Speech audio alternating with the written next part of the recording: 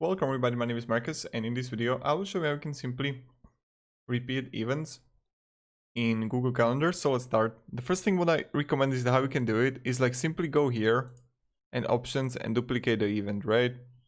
And you just click save and voila, you got duplicated event.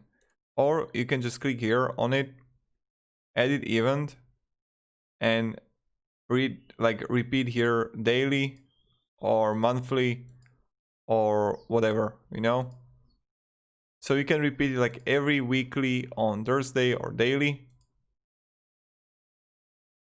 That's also like the second thing that you can do.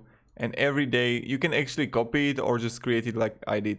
So click on it, edit, and here you're gonna see like all day. No. So annually or monthly, it's like up to you how much you want to repeat the events. So thank you very much.